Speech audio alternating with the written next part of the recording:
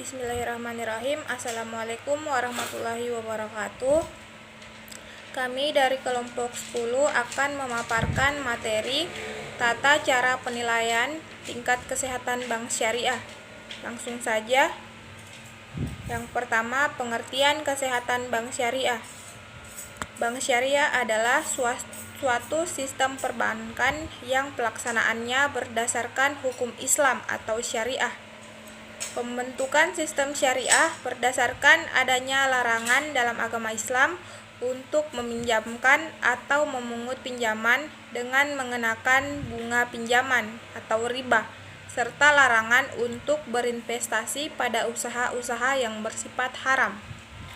Berdasarkan Undang-Undang Nomor 21 Tahun 2008 tentang Perbankan Syariah, bank syariah adalah bank yang menjalankan kegiatan usaha berdasarkan prinsip syariah atau prinsip hukum Islam yang diatur dalam Fatwa Majelis Ulama Indonesia seperti prinsip keadilan dan keseimbangan, adl wa tawazun, kemaslahatan maslahah, universalisme alamiah, serta tidak mengandung gharar, maisir, riba, zalim, dan objek yang haram.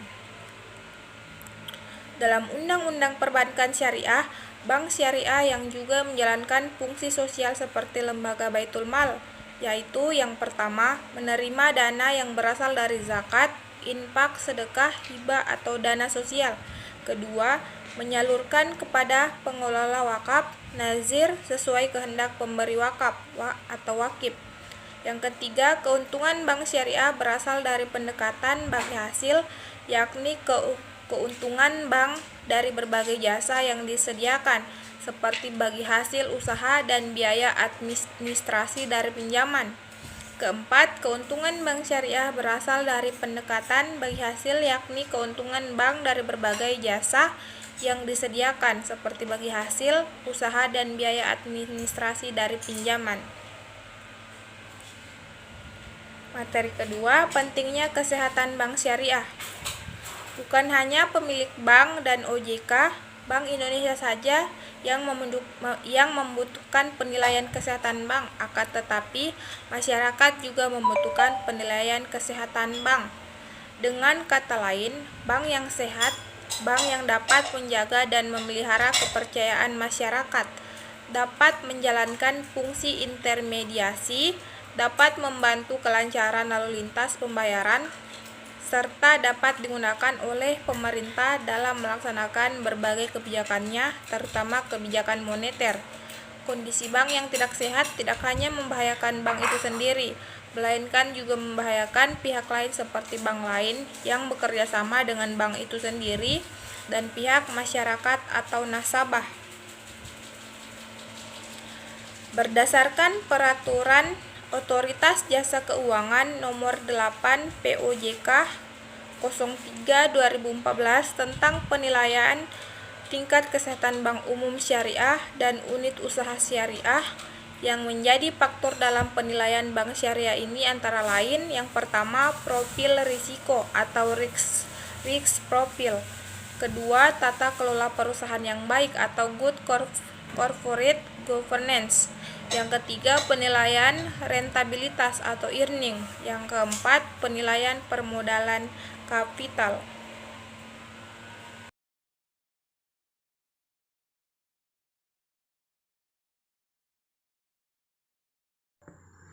Baiklah, selanjutnya faktor-faktor yang menggugurkan tingkat kesehatan bank.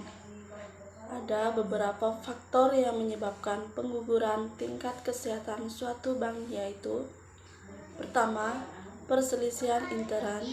Kedua, campur tangan pihak luar bank. 3. Window dressing. 4. Praktek yang membahayakan usaha bank. Penilaian kesehatan bank syariah dapat dilakukan berdasarkan Peraturan Bank Indonesia (BBI) Nomor 9/1/PBI/2007 tentang sistem penilaian tingkat kesehatan bank umum berdasarkan prinsip syariah, yang memulai berlaku pada 24 Januari 2007. Dari hasil penjelasan Deputi Gubernur Bank Indonesia Siti Kalimah Fadriah menjelaskan bahwa penerapan ini dilakukan dengan perkirakan produk dan jasa perbankan syariah ke depan kian beragam dan kompleks, sehingga eksposur risiko yang dihadapi juga meningkat.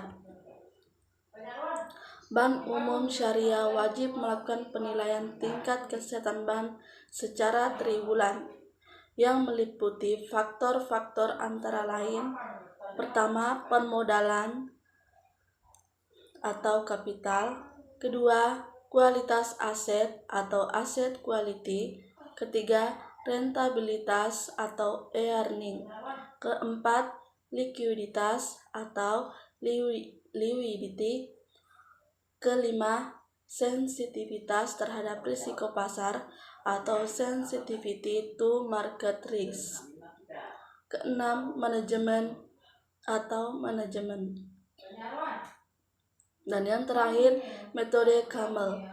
Metode analisis Camel bertujuan untuk menilai atau mengukur tingkat kesehatan perusahaan perbankan berdasarkan rasio-rasio keuangan yang ditekankan pada 5 aspek, yaitu modal, kualitas aktiva, manajemen, pendapatan, dan likuiditas.